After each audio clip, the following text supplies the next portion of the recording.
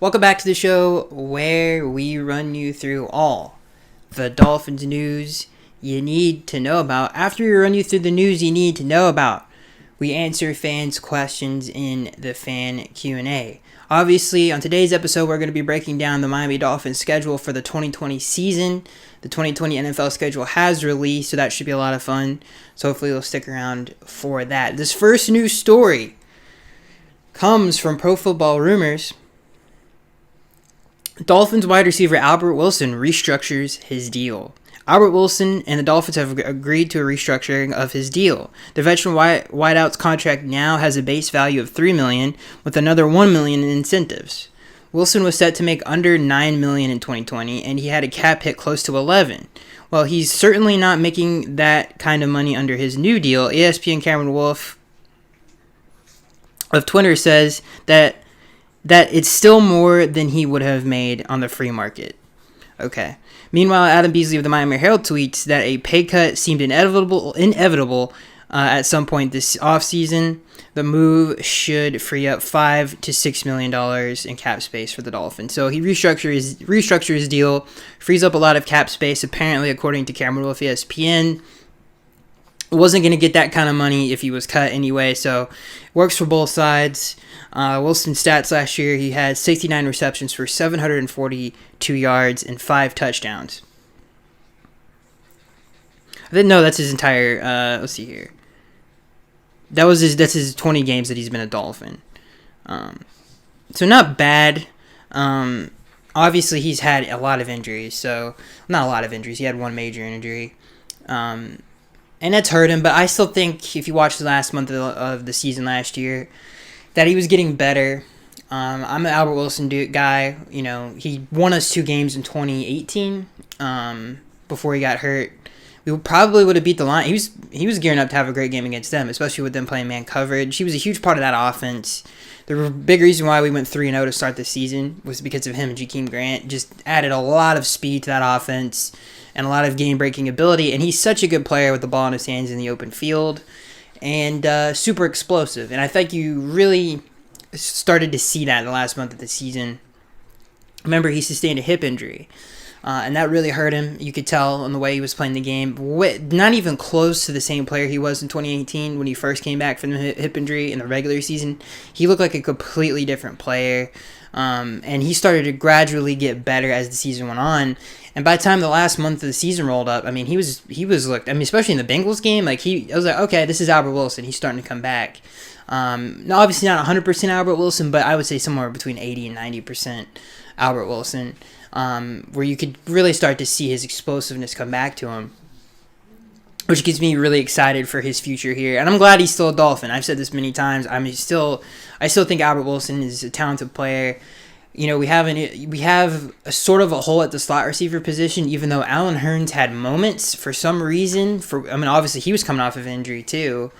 Last season, but he had his moments too, where it was like, okay, you look like the player that made the NFL's top 100 players list, but then he had the fumbles and the drops towards the end of last season, and it was weird.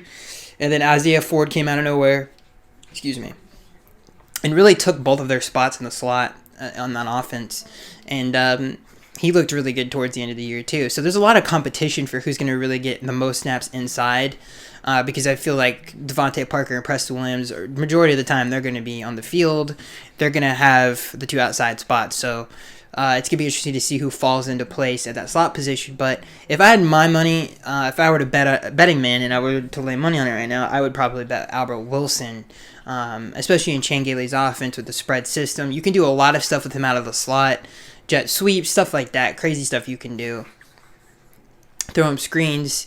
You can do a lot in that offense with Albert Wilson. I think he'll just get more playing time than the rest. Plus, he brings a different element. When you have Preston Williams and and Devontae Parker is a 4-3 guy, but Preston Williams, he's more athletic than a lot of people give him credit for. But it's going to be nice to really add that speed to the offense with Albert Wilson. And if Albert Wilson can get back to 100%, it really just kind of completes the lineup. Now that if you have Albert Wilson, Devontae Parker, and Preston Williams all on the field at the same time, and maybe you add another receiver in there, you're really kind of hitting all of the bells and whistles that you need to. You have speed, you have great Preston Williams is a great route runner, could be a really good possession receiver. Devontae Parker brings in an element of explosiveness as well. I just think Albert Wilson adds the speed to that offense that it needs. And if he can come back 100%, he's a better receiver than Jakeem Grant is. And he's a really explosive player. Maybe not as explosive as Jakeem, but he's a super explosive player. I mean, this is a guy who had 155-plus yards and scored 2 touchdowns on the Bears, who at the time were one of the best defenses in the league, where he literally looked like Barry Sanders. Like, he was just catching a 2-yard route and bringing it all the way to the house. So one of the best single game performances I've seen in some time as a Dolphins fan. So I'm hopefully he gets back to that. So again, I think he brings a lot of stuff to the game, or to the field when he's on the field, that we don't necessarily have otherwise. And hopefully he can get back to that. So I'm excited about this. I'm glad that we, freed up some cap space, and we still get to keep Albert Wilson. It's the best of both worlds. Moving on from this. That was really all the news you need to know about. But there is one more news story that I want to get to before we break down the schedule. And that is Larry Warford was cut. Now, I've seen a lot of Dolphins fans. I don't know if we'll get into this in the thank you name, but if we don't, I just want to get it out of the way now. If you don't know who Larry Warford is, he's a 3-time Pro Bowl guard in the NFL. He's a really good player, really a great all-around guard. Got some versatility to him as well. It's going to be interesting to see where he lands. Obviously, the Dolphins just freed up cap space. There was that rumor that the Dolphins were going to go after Joe Thuney, or however you say his last name, from the Patriots, even after the fact that they signed Eric Flowers. Now that the draft has happened, I don't really know where that rumor went, because it was a heavy rumor before the draft, and it just really never went anywhere. Maybe there was nothing to it.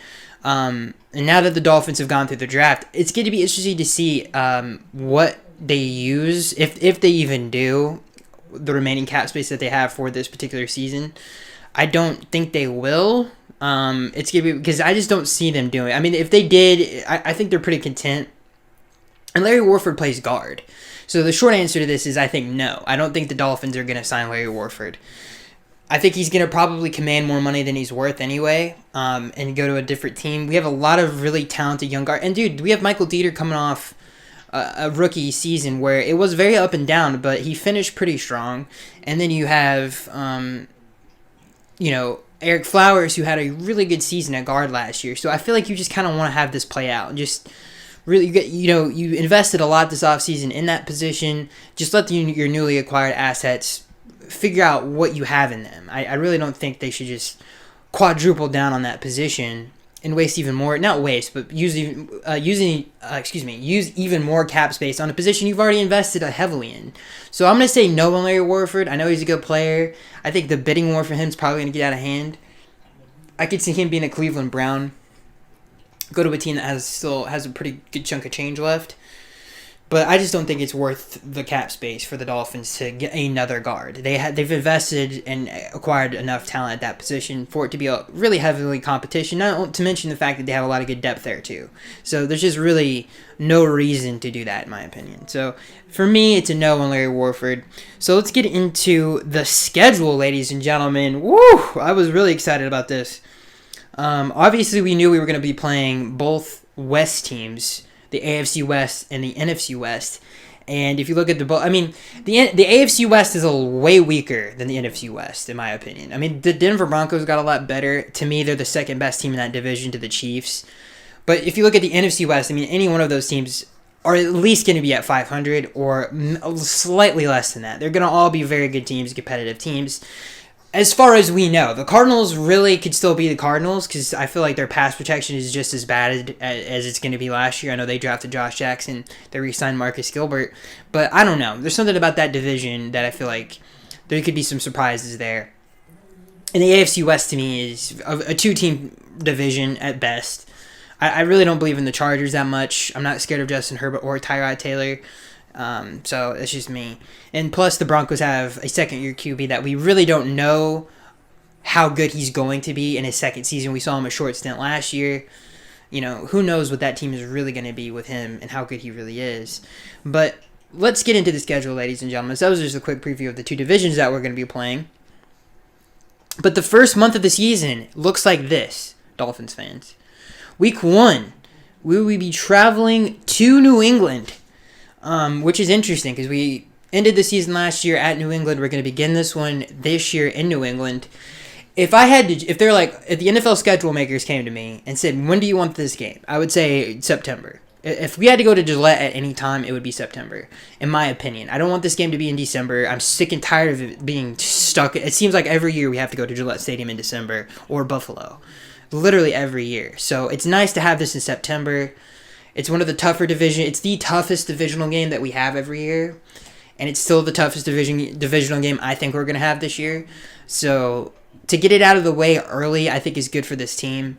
It's a young team. It's a very talented team. I feel like this defense can hang with anybody. It's going to be interesting to see what Jarrett Stidham has. As long as we don't turn the ball over, I think we're going to be okay in this game. I think we're going to be more than okay in this game. I think because we're the better team, in my opinion. I just feel like we have the better quarterback. Our offensive skill positions are better. Our offensive line, we'll see where that lands, but our defensive secondary, and I just like our defense as a whole, a great mixture of young talent with a lot of veteran leadership on it. I'm excited about this team, and it's going to be an interesting game going to Gillette week 1. But again, like I said, if I had to put this game anywhere, it would be week 1, getting the AFC East kicked off real early. These two games, the first 2 weeks of the season, are super important. And it sucks that the Gillette thing I'm fine with, but the fact that we're going to be playing another AFC East, and that brings us to week 2 of the season, going from week 1 to week 2. We're going to be at home against the Buffalo Bills week 2 of the season. And for me, that's massive. I mean, first of all, the AFC East is wide open. And for us to have back-to-back games that are pretty, like, if you can make an argument, these are the two best teams in the division, not including us, at least in my opinion. These are the hardest games. These are the two hardest teams in our division because I just don't. I mean, the Jets are with the Jets. I mean, I told you guys. Like, I'm not even gonna get into that. But let's just focus on New England and Buffalo right now. So you go to New England week 1, and then you go to Buffalo. These are the two biggest competitors that we're gonna have for the AFC's title. You know, the first 2 games of the year. Not to mention that this game is in Miami. I would have much rather have this game in December or November, because that really puts the AFC East title on the line. But it's crazy that we have to play these 2 games in the first month of the season in September. To me, it's insane. Let's just put it this way: if the Dolphins go 2-0 in these games, there's no way I would be like super confident that they're getting the title. If they go 2-0, and I think there's a good chance that they could do it. I think the toughest game out of the 2 is by far going to Gillette. Like I said, I feel like this defense can hang with anybody just because of the secondary that the Dolphins have. So they can cover anybody. I mean, they can take your 2 best players out of the game with Byron Jones and Xavier Howard. So cannot be stated enough of how important those 2 first games of the year are. I mean, that is insane. That's like a December schedule where we have Gillette and we have New England and Buffalo back to back. That's like at the end of the year type stuff. So it's pretty crazy that we get 2 very important games in the grand scheme of things early on. So Dolphins fans are definitely going to be clinching. These are going to be very important games. So crazy that like I said, and I'm repeating myself for the 1,000th time. It's crazy that those 2 games are that early on in the year. I wonder if it's gonna be interesting to see. If I look at any other schedules, if they have pivotal games like that where you just pretty much start the season. So, yeah, those are your first 2 weeks of the year. We're going to Gillette, and then we got a big game at home against Buffalo. But if the Dolphins go 2-0 in those games, like I said, you talk about having a huge advantage over the rest of the division. And like I said, those are the 2 biggest competitors that they're going to have. And I really like this Dolphins team, and I really like this coaching staff, so I feel like they're going to be a very competitive team this year. Let's go to week 3. We're still not out of the first month of the season, where the Dolphins are on the road to Jacksonville. So 2 pretty important games, and then get an easier game in Jacksonville. Jacksonville, even though it's an away game, not the best team in the world. Gardner Minshew, he's not the greatest quarterback in the world. He's not a bad quarterback, but he's probably, I would say, middle of the road at best. When you look at what Jacksonville has done over the last few months and really the last year and a half, I would say, is just it's been a max. Just everybody's left Jacksonville. It's similar to what the Dolphins did. They drafted 2 defensive players in the first round of this previous draft. 2 huge guys that are going to be, pretty big contributors and starters on that defense. You have Josh Allen from a year ago. You lost Jalen Ramsey. You lost Calais Campbell. You lost A.J. Boye. Your secondary is very weak. Your defensive line, especially on the interior, is just way weaker. Malik Jackson's not there anymore. I don't know if Marcel Darius is there anymore, but he's not the greatest against the run. Plus, he's way out of his prime. It's just this defense is not very good. I know that they have the 2 young guys with Chason and Allen, but they weren't that good with Calais Campbell and Allen and Yannick Ngakoue. So we really don't know where Yannick is going to... We don't even know if Yannick's going to be playing. I mean, it looks more and more likely, but he could hold it. I don't know what that situation's about. But if there's ever been a player less happy than Yannick to be playing for a team, I mean, other than probably Trent Williams, it's pretty bad. So I just don't think Jacksonville is that good of a team. Their offense, they still have Leonard Fournette, get a decent offensive line. In terms of weapons, they don't have a real true number 1 receiver. I mean, they have, what's his name? DJ Chark that they drafted out of LSU a few years ago. Had some moments last year. Chris Conley really played probably the best out of any of the receivers. So, I don't know. I'm really not scared of Jacksonville. So, by far the easiest game so far in the schedule on the road against Jacksonville. So, to start the year, we're going to be on the road at least for the first 3 weeks of the season, the majority of the time. To finish out the month of September, I believe. Look at the dates here to make sure. I don't have the dates here. I just have the schedule. So I'm assuming this is the last month, or the last game of September. They're on the road. No, excuse me. They're at home versus Seattle. So just to recap the first month, they're on the road in Gillette, at home against Buffalo, on the road for Jacksonville, and then at home in Seattle, which saves them a huge road trip, obviously, especially early on in the season. To go all the way up to Seattle from Florida, I mean, that's basically cross country upwards. So, yeah, this is going to be a tough game. I mean, Seattle, Pete Carroll, great coach. The spiel. I mean, this defense, not this defense. This team is always going to be a competitive team with him as their head coach and with Russell Wilson as their quarterback. It's going to be a tough game at home, obviously with Tyler Lockett and, why am I skipping on his name? DK Metcalf. It could be a tough game to end the season, in the month on. So again, your first month of the season, you got Gillette. In week 1, you're in New England at Gillette Stadium. Week 2, you come home for Buffalo. Week 3, you're on the road again in Jacksonville, and week 4, you're at home again against the Seattle Seahawks. Now that first month, not too hard. Very important for the Dolphins season though, because of the divisional games. You're going to have some tough games, especially the Seattle. I would say the Seattle and Patriots game is going to be the hardest game of the first month of the year. It's going to be interesting to see. And I'm going to be very pumped for that Buffalo game. Very, very pumped for that Buffalo game. I would say the most important game of that month would be against the Bills at home. Because we have to win one of those if we want to win the division. On to the next month of the season, week 5, the Dolphins are on the road, and this starts a back-to-back road trip for the Dolphins, where in week 5, they're going to be on the road against the San Francisco 49ers. This is going to be a very tough game. We talk about the Dolphins' run defense a lot.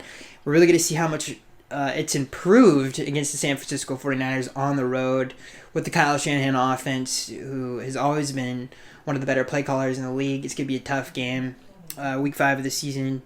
On the road, again, we play the NFC West. So we play the 2 best NFC West teams back to back. I still feel like, though, depending on how this team responds, I mean, obviously they lost one of their best players in just Forrest Buckner. Their secondary wasn't all that good last year. It's really their defensive front. It's going to be interesting to see if this team is going to pull a Giants or a Patriots. How are they going to respond to a Super Bowl loss? Or even us in the early 70s when we lost to the Cowboys, but then we won back-to-back the following 2 years. So it's going to be interesting to see how the 49ers respond to that, and if they will be as good of a team as they were last season. It's going to be hard to kind of match that because they were such a good team last year. But again, week 4 and week 5, the Dolphins face the cream of the crop of the NFC West at home against Seattle in week 4, and then they go on the road against San Francisco. Going to be an interesting back-to-back weeks. We're really going to really find out how good this Dolphins team is early on. And obviously you get better as the season goes on. It's still very early in the season, but it's going to be a good test for Coach Flores and the boys going on those back-to-back games. Again, the best of the NFC West. Then they go on the road. Like I said, this is a back-to-back road game in October. They go on the road to Denver. Now, Denver is a better team than they were last year. They had a pretty good defense last year. The offense was pretty bad. Obviously, when Drew Lock took over, things kind of got a little bit better on the offensive side of the ball. But we really don't know about Drew Lock. And like I said, I feel like we can hang with anybody because of our secondary. And it's going to be interesting to see, again, 2 hard opponents. Then you go to Denver, which is always a tough place to play. It's going to be an interesting 3 weeks for this team. And really see how much they've improved from the first year of Flores' regime to the second.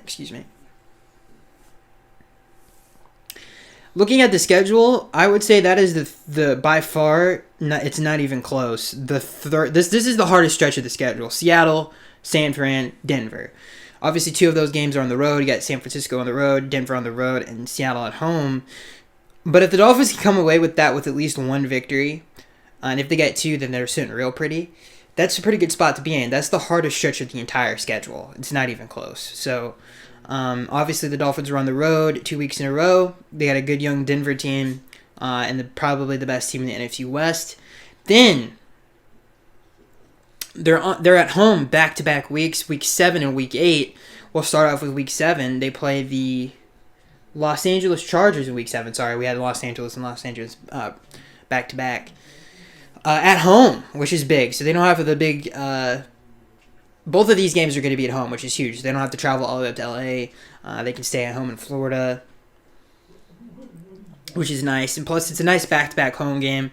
Get off the road. Obviously, been on the road for 2 weeks straight. Half of a month. It's nice to get at home for week 7 and week 8. So let's start with week 7 against the Chargers, I believe. Yeah, to me, this... Okay, first of all, your ceiling is only as good as your quarterback, in my opinion. If you make the playoffs with a bad quarterback, that means your defense is really good, and you probably went 9-7 or 10-6. That's just how it is. Here's the deal with the Chargers. I'm not a believer in the Chargers. I haven't been. I'm not a believer in Tyrod Taylor. So, just not. Justin Herbert, he's a rookie, so we really don't know what he's going to be. And so the Chargers team is, to me, is very overrated, just in my opinion. People talk about them like they're a contender, and I just don't see it. Especially in the AFC, where it's like, you guys have one of the worst quarterback rooms in the entire conference. Like, I don't understand how... This in the Patriots, it's like, do you know how hard it is to win with the quarterback? So I feel like the Chargers are very overrated in this Week 7 matchup at home, just in my opinion. I don't... I feel like they're the 3rd best team in their division, in my opinion. I just don't see this team... Like I said, the ceiling is only as high as your quarterback, and... I just not a huge fan of what they've done in that position. So in terms of like Tyrod Taylor, and then now if Herbert starts, it's a rookie quarterback, so it's just gonna be, I don't know. It's just that team is way less formidable if it had like a Phillip Rivers. If Phillip Rivers was still on the team, then yeah, this is gonna be a very tough game. But I just feel like the Chargers, quarterback situation isn't the greatest in the world. And then this is a back-to-back home game for week 7 or week 8. They stay at home the next week 8, to play the Los Angeles Rams, and obviously this is going to be the toughest game out of the 2 LA teams, in my opinion. You got a good quarterback in Jared Goff. You got a pretty good offensive line. You have some interesting... Because, the Rams are so big on the run game, and that's what really led to so much success. It's going to be interesting to see that without Todd Gurley, who people forget had 14 touchdowns last season. So that's a lot of production you have to replace. Ken Akers from Florida State... Ken Akers for Florida State, and I can't remember their backup running back that was last year, but he played decently well. He was also a rookie last year for them in Gurley's absence. I don't know. I mean, Jared Goff, he's a good quarterback. He's very much like a Carson Palmer, where he might not be able to carry a team, but he's a good quarterback if you have a good team around him. So it's gonna be interesting to see. This is obviously a home game, week 8. You're at pretty much the halfway point of the season at this point. you're going to back-to-back home games going into the second half of the season. That's a good spot to be in. Not the easiest games of the world, but not the hardest either. I mean, like I said, the Chargers, you're not playing Tom Brady at quarterback. And for the Rams, you're playing a good team. It's going to be interesting how things shake out, but I think we're a good team too. So, and then after the back-to-back home games, the Dolphins go on the road in Week 9 of the season to Arizona, the Arizona Cardinals. Now, people are going to point out the fact that we're playing against, Larry Fitzgerald, DeAndre Hopkins, Kyler Murray, and I guess you're going to throw Christian Kirk in there and Andy Isabella. So, it's a pretty fast group for the most part. Pretty good group on the offensive side of the ball. Their defense is still very bad. It's not very talented at all. I guess their best defensive tackle is Jordan Phillips at this point in time. You can bring that heat all day, every day of the week. So, this is not one of the harder games on the schedule. I like Kyler Murray. I like what they've done on offense, but their defense isn't that great.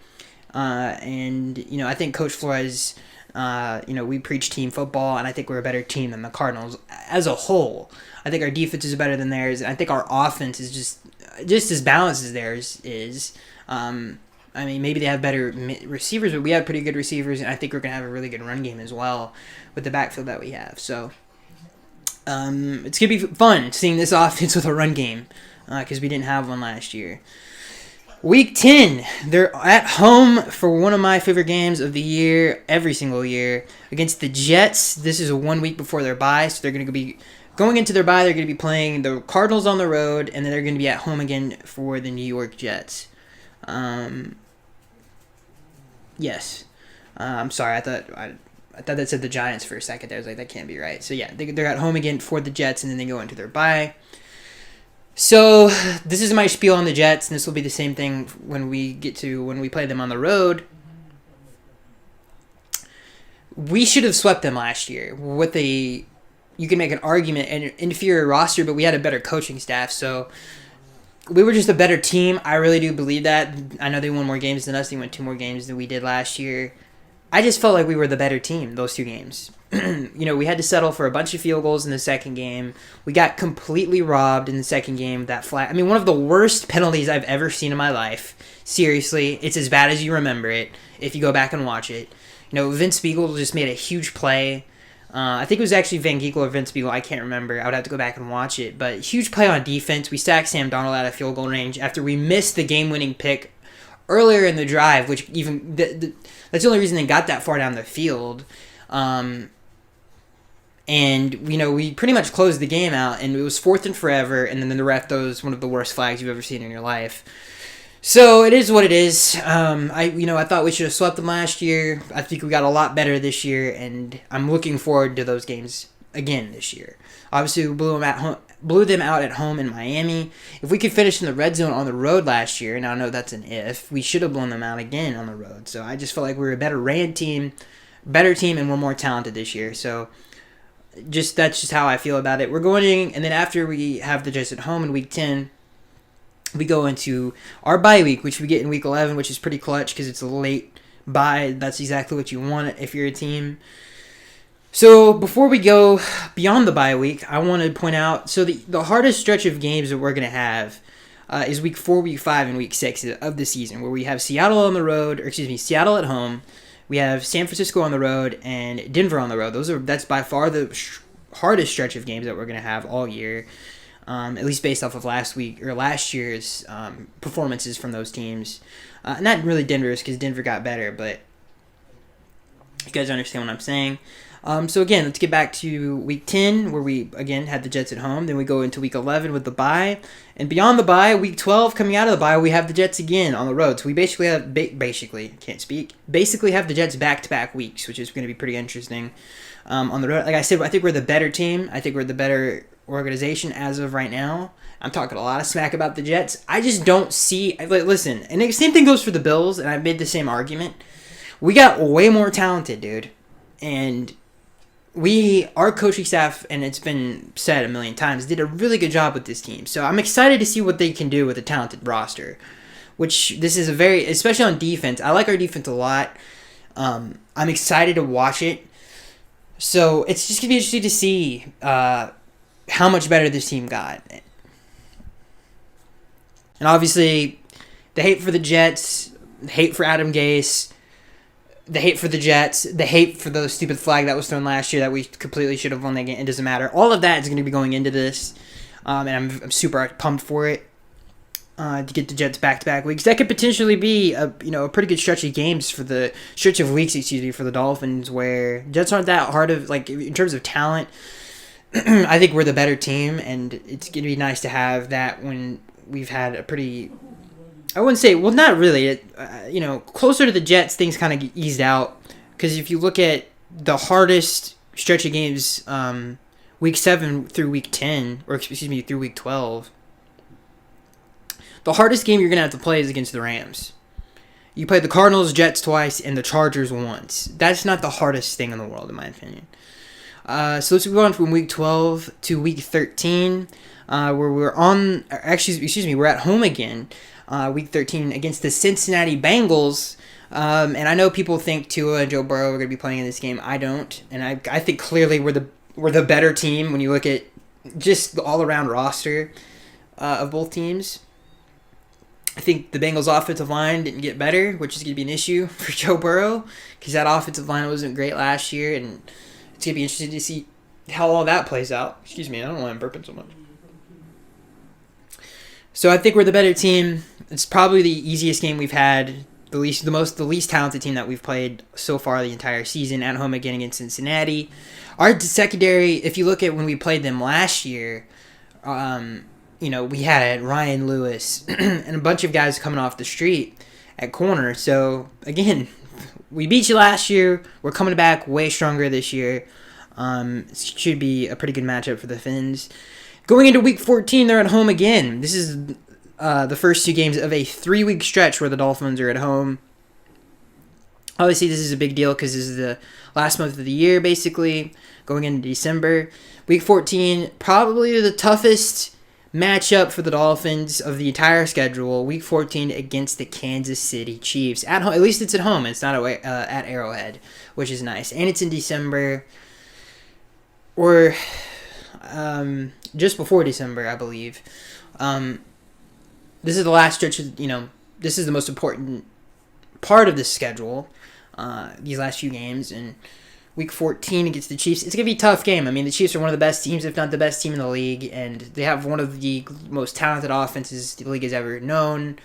At least the Dolphins have a good secondary where they have 2 very good corners, and a pretty good strong safety that can match up with tight ends. So it's going to be interesting to see how this game comes to fruition because, I don't know, it's just been an interesting matchup.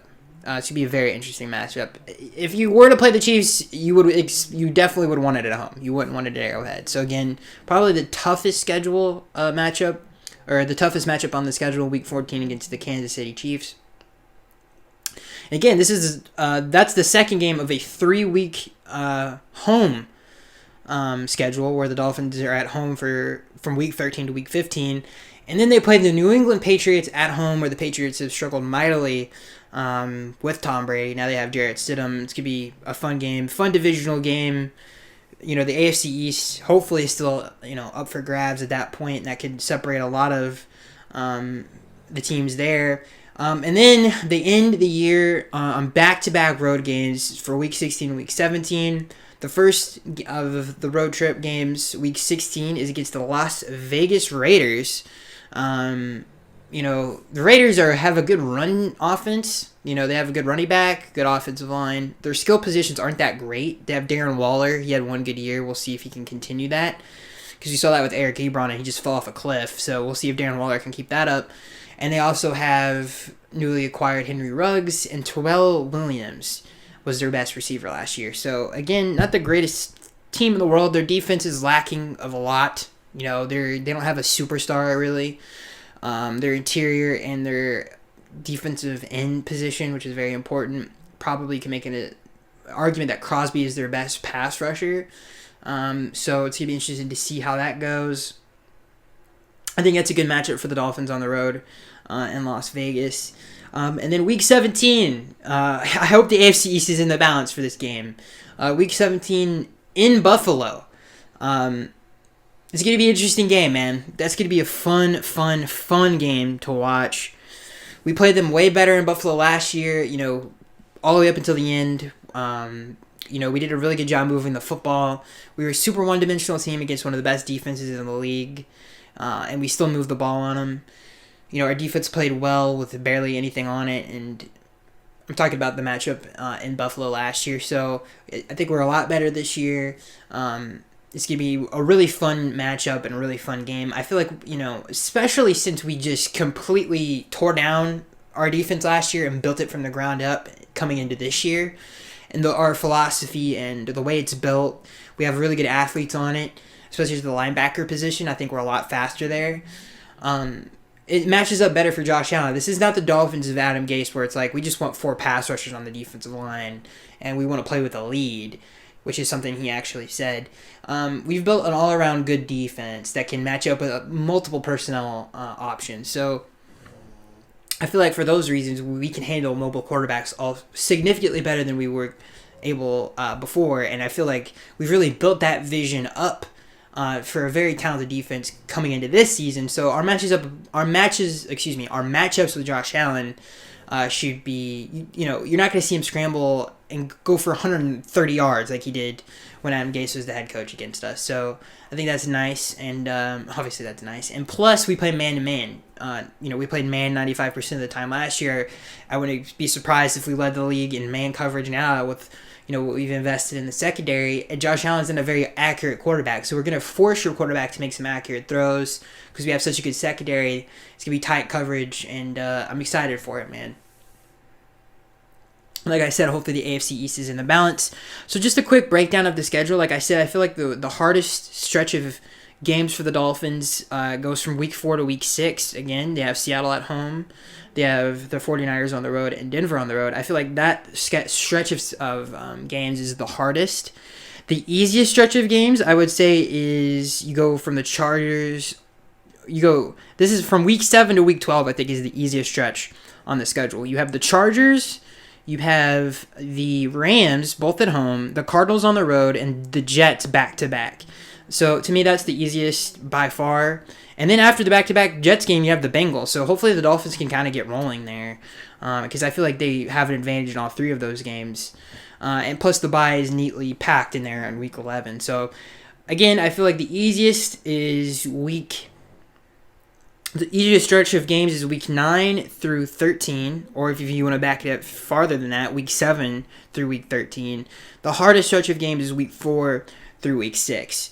So it's going to be interesting to see how everything shakes out. The Dolphins are a much better team than they were a year ago. They actually could build the team on the principles that they believe in, which is very exciting. And the scheme and everything about that defense should be significantly better, and especially on the offense, which, again, I don't want to say it because I've said it a million times. This team finished 12th overall in passing. They were a top 10 team the last 2 months of the year, at least the month and a half of the year, without a run game. So they have a run game now. Their offensive line is significantly better than it was a year ago in terms of the options that they have and the talent that they have at the... didn't mean to click that. Excuse me. The options that they have and the talent that they have at the guard positions and the offensive line in general. So that should be significantly better. This team is just better than it was a year ago. A lot better, in my opinion, than it was a year ago. So it's going to be exciting to watch. I'm very excited to see this Dolphins team. It's going to be a good team, in my opinion. I think it's going to be a good team. Am I promising playoffs? Am I promising AFC East Championship? No, but I can say this. This Dolphins team is going to be, 1, significantly better than it was a year ago. Number 2, I think it's going to be a pretty dang competitive team and a good team for the Dolphins fans to watch all year. So it should be very exciting. So before we get into the fan Q&A, I think we'll just get into the fan Q&A. I was going to bring up the fact that, pertaining to the schedule, I don't think Tua is going to play. Just to leave the schedule thing, and then we'll move on to the fan Q&A. I don't think Tua is going to play. And I think that's fine. I think maybe, depending on how the Dolphins handle it, if they want to compete for the job, if that's the case, then, I still don't think he's going to play because I feel like, I don't know. That's going to be a tough... however the Dolphins handle Tua is going to be interesting. But Josh Rosen, don't sleep on my man Josh Rosen. He's got the most talented team he's ever had around him. He's got a run game. He's got really good receivers. He's got a tight end in Mike Gesicki, who should still continue to grow as a tight end. This training camp is going to be fire, dude, at the quarterback position to see who comes out on top. Fitzpatrick won the team MVP last year. Tua, obviously a top 5 pick. Depending on how the Dolphins handle him, is his hat in the ring. We still don't know that yet, but between him and Josh Rosen, man, that's going to be one heck of a fight, dude. It really will be. And if Josh got any better from last year, and like I said, this is the most talented team he's ever had in the NFL, it's going to be awesome, dude. Good coaching staff, better team. Excuse me, sorry. I'm super excited for that quarterback battle. Preseason is going to be awesome, dude. If we have a preseason, it's going to be pretty fire. So let's get into the fan Q&A where we answer fans' questions. This first question comes from Beef. He says, "Hey Skaggs, what do you think of Tua getting the number one for his jersey?" I think is awesome. It's a great number. I was hoping for a single-digit number. I love the number. So yeah, I loved it. Not really much else to say about that one. It's gonna look awesome on a jersey for sure. This next question comes from SM. He says, "The quarterback from Navy we took in the 7th. They might play him at receiver or running back some. My question is, if he wants to sit in the quarterback room, do you let him? To me, he would serve as the perfect Tua clone on the practice squad. Thoughts?" I mean, maybe you do that in the practice squad if you're playing Josh Allen. You just have some scramble drills where Malcolm is kind of rolling out and doing stuff of that nature. But he's never been a quarterback. You know, at Navy, they run a wishbone offense. It's just run heavy. You know, he's not dropping back to pass. He's under center 95% of the time. So, you know, he's running the ball. He's like Cordell Stewart or Taysom Hill. Like, that's the way they use him in college. And to me, that's going to be the same way they use him in the NFL. And I'm excited to see what he can do as a receiving option coming out of the backfield, because he's such an explosive player. I just feel like you got to find creative ways to get him in the open field, man, because he's very, very fast and very explosive. So, one of the more underrated picks for the Dolphins of the draft, Malcolm Perry. But yeah, to answer your question, SM, you definitely can use him on the practice squad to get ready for mobile quarterbacks and stuff like that because of his talent there. This next question comes from JagPack18. He asks, if Wilson balls out, would you trade him or sign him to an extension? What round draft pick would you take for him? I watched Malcolm Perry's tape, and I think they drafted him to replace Wilson. Well, Malcolm's going to have... I mean, if they want him to play slot receiver, he's going to take a while to get to that point where we can feel comfortable with him playing meaningful snaps in an NFL game at the slot receiver position. Because that's actually a talented group. I mean, you have Allen Hurns, who's a proven player in the league. So same thing with Albert Wilson. And then you have Isaiah Ford as well. It's just going to be hard to crack that position with those guys in front of him. I think the Dolphins are better off just using him like he was used in college. You just get him in the open field, get him the football in creative ways. That's how you use Malcolm Perry. You don't want to, pigeonhole him at a position. That's how they should use him. They shouldn't groom him for a slot receiver position unless he shows like significant promise there, which I don't think he will. I just think he's a playmaker. You just use him like that. This next question comes from Josh. He says, Skaggs, how good of a fit is Raekwon Davis in our defense? I think he has the potential to become a Sue-like disruptor for us. I mean, that's the best thing that he does is defend the run. And the philosophy of the New England defense is to get you as many third and longs as possible. So you have to be dominant up front against the run to do that. And I think the Dolphins have done a great job of really fortifying the interior of that defensive line. It's sneakily talented. You have Devon Godshaw there. You have Christian Wilkins, who's a first-round pick a year ago, who played way better the last few games of the year. Then you add Raekwon Davis to the group. I mean, that's a pretty talented interior defensive line. Again, I'm just excited to see this defense play, man. I think it's a talented defense with just way better players on it, and I'm excited to see it come together. And Raekwon Davis was a great addition, and I think he definitely has the potential to become a very big disruptor. Chris Sims, who I love his show, don't agree with him on everything, but played in the NFL for a good amount of time, compared him to Richard Seymour and Muhammad Wilkerson. So that's high praise, dude, for someone you get in the second round. So if he can become one of those guys, I mean, that's pretty dang good value right there. All right, this next question comes from SM. He says, Jets, bye week, Jets thoughts. Gets me pumped up, dude. I'm very excited about it. I hate the Jets, and I just hate them. I hate everybody in the AFC, so, obviously that's going to give me... And I just want to play them again, dude. After what happened, last year, I'm excited to get back at them. This next question comes from Tony. He says, should the Finns target any more big names, free agents like Clowney or Larry Warford, or just stay as is and see what the young guys do? I think at the guard position, you just stay as is. There's some good options out there, and you never know who's going to move or get cut, so, you obviously want to be mindful of that. But Logan Ryan is still out there. There's some interesting players that are still out there for the Dolphins that they could acquire. So it's going to be interesting to see how things shake out. I could see the Dolphins doing one more thing, if I had to guess. This next question comes from Mark. He says, hey, Skaggs, what can you tell us about Chan Gailey's offensive philosophy and how he plans to implement it in Miami? I know he's worked with Fitz in the past, but do you think Tua will be a fit for his system next season? Yeah. Chan's an older guy, so it's going to be interesting to see how long he is the offensive coordinator. It could be like a Norv Turner situation where he's like, yeah, I'm just kind of done after 1 year. And that's something that he did. Obviously, who knows how long Chan's going to actually be the coordinator for. But when you look at his system, I think it's versatile. It gives especially if you have the talent to do it, it gives the quarterback a lot of options. He throws, his screen game is very creative. He's got a pretty good short pass game, good long pass game as well. He spreads defenses out, like I said, and especially with Tua's skill set where he just makes reads so fast and gets the ball out of his hands so quick and accurately. I think his offense really can cater to a lot of different styles at quarterback. And I think Chan's system, which is super versatile, can really fit anyone. And I think it fits Tua perfectly for what he wants to do. And same thing with Ryan Fitzpatrick. I feel like what they did in 2016 really fits what those two do. And people, point out the fact that when he was the Dolphins coordinator, it was a super run-heavy team.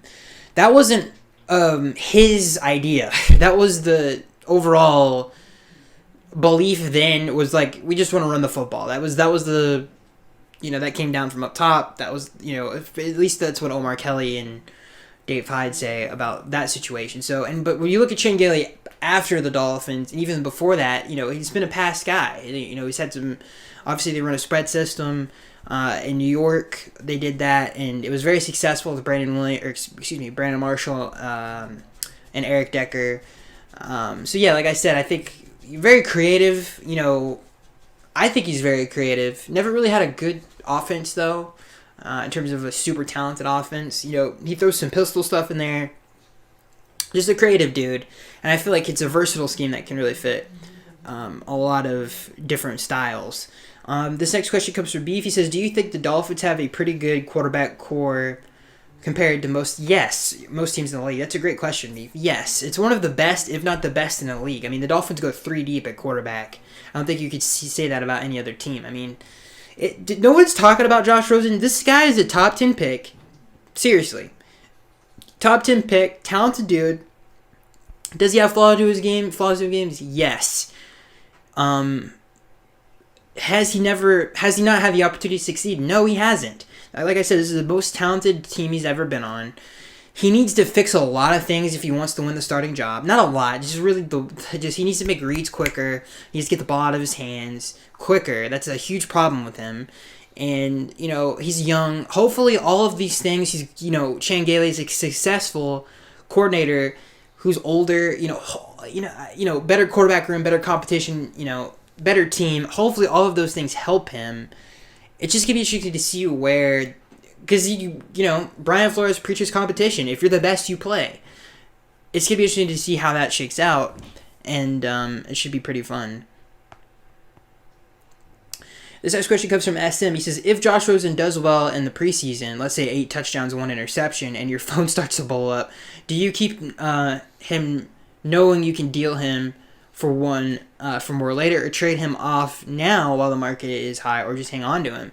If you plan to redshirt Tua and he threw 8 touchdowns and 1 pick, and he's developing, he's getting better, he improved from last year to this year. Then yes, you start Josh Rosen, and then you figure out what you do with that whole situation after that year. But you don't trade him this year, especially if you're going to redshirt Tua. Now, whoever wins between Fitz and Josh wins. But I feel like he's just, no one's really talking about him, and he's such a dark horse that, it's really a win-win situation for Miami of how this thing plays out. So, again, we'll see what happens. I'm excited to see what he can do. He had a lot of, people forget, man, he had a lot of good moments last year. Even though clearly Ryan was better, he still had his moments last year of, Josh Rosen is still a very capable and talented, and he has a lot more room to grow. But it's going to be interesting to see where, like I said, 2 years in the league, a second year with the same coaching staff, which that has not happened for Josh Rosen even in college. I believe he changed coordinators like every year. So, and again, coincidentally, the coordinators have changed, but it's the same head coach. It's the same environment. It's a better team. He should be a year better. All of those things should help him. And he's, again, a talented guy. So it's going to be interesting to see how things play out there. But again, to answer your question, SM, you don't trade Josh this year. You just don't, in my opinion. Especially if you're redshirting Tua. So that is going to be it, guys, for this week's show. I hope you guys enjoyed. I enjoyed it a lot. Obviously, I always do. And I'm Skags83. Leave your comments down below. And I will see you guys in the next one.